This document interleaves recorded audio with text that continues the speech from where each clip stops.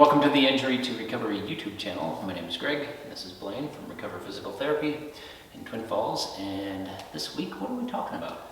We're talking about another shoulder injury. It's more specifically bicep tendonitis. All right, so bicep tendonitis, where does that come from usually? So your bicep has two tendons that attach to your shoulder, and then the one that usually gets flared up is the longer head. And when that gets irritated, it's a bicep tendonitis. It often masquerades as a shoulder problem, so sometimes it's a little tricky to distinguish between that and like a rotator cuff problem or a labrum tear. But it's just it's an irritation of the bicep tendon. Interestingly, you can function okay without it. So a lot of times if patients have a real severe case of bicep tendonitis, sometimes if a surgeon is operating on their shoulder, they'll just release it, just clip it. And I want to say John Elway from the Denver Broncos, I think he played as a quarterback for several years without his... Oh. So you can function quite well without it. Okay. But if you have bicep tendonitis, it'll usually be a lot of pain in the front of your shoulder. And it can be difficult to reach your arm up over your head, especially behind your back. So that's where it looks kind of similar to a rotator cuff problem. But it can be pretty annoying, pretty painful. All right. Well, let's work on getting our bicep tendonitis taken care of today. Alrighty. So the first exercise we show for bicep tendonitis, these are called eccentric bicep curls or negatives. And so if Greg has bicep tendonitis in his right arm, what he's doing is he's actually lifting the weight up with his left arm. So his right arm isn't doing a lot of the work, but then his right arm very slowly lowers it down. So that's an eccentric contraction where the bicep is working, but it's not shortening, it's lengthening. And so this is a good bread and butter exercise for bicep tendonitis. And we're doing this with a 10-pound weight. You may need to start a little bit lighter than that, but and it also depends on other factors, how strong or how healthy or just how big you are in stature. But you may start a little bit lighter than this, or you may advance to a little bit heavier. It should be heavy enough that it exerts you somewhat, but you don't want it to be too painful. Okay. So if you have bicep tendonitis, people will often lose range of motion in their shoulder, so they'll struggle reaching in different directions. So there's lots of ways you can stretch that. We're going to use a golf club, or you can use a broomstick handle, or any type of a PVC pipe, or any type of a stick. But Greg is using his strong arm to help assist his injured arm up. And you'll notice he's lifting it in the forward direction, and he'll lift it up in the sideways direction, and also kind of in between at an angle.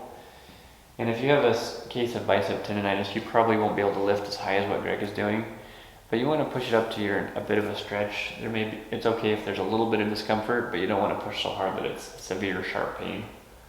But it's okay to push into some discomfort. All right. So for these next stretches, we'll also use a golf club, or you can use any type of stick. But it's often difficult to reach behind your back if you have bicep tendonitis, so this is a way to gently stretch into that. So you grab the stick with both hands and you just shift it left and right. You go back and forth into some discomfort, but not so much that you're torturing yourself. And then the next one will also be done in the same position. This is where you're just going to walk that bar up your back as far as you can. And you probably won't be able to go this high if you have bicep tendonitis. You may only go a third of what Greg is doing, but just do what you can. And with time, you'll gradually should be able to reach a little bit higher if you keep practicing this a little bit every day. Is it different to change where your feet or your hands shift? Does that make a difference? It does vary a little bit, and there's not a right or wrong way. They're both good, but the best way is just to vary it up and do it in different ways. So you can do it with your hands together or your hands further apart. So both good suggestions there. So for this next one, this is an external rotation movement. And so Greg is holding his elbows out at a 90-degree angle, and his elbows are also bent 90 degrees. And he's just gently rotating that golf club up, clearing his head. Again, this one is kind of a slightly more advanced exercise. It'll be a little bit painful, or maybe very painful if you recently got a new case of bicep tendonitis. But this is a great way to restore a functional movement in your shoulder. So if you're having a shoulder pain and it turns out to be diagnosed with a bicep tendonitis issue, that will often be diagnosed by either an orthopedic surgeon or a physical therapist.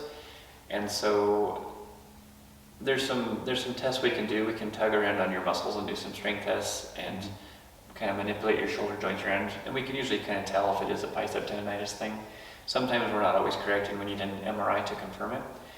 But if you see an orthopedic surgeon first, they will probably, if it's a mild to moderate case, they'll probably send you to physical therapy.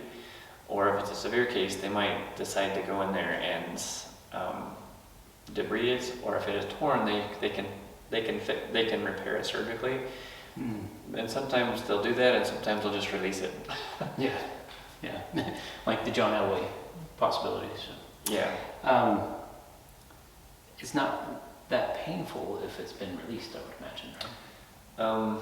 So sometimes it can be after surgery. It'll be sore for a while. A lot of that's just from the trauma of them cutting you open and doing surgery on you. Yeah. Sometimes it gets released naturally. So, like I've seen YouTube videos of people doing bicep curls and they tear their bicep tendon, and you can see their bicep just bunches up.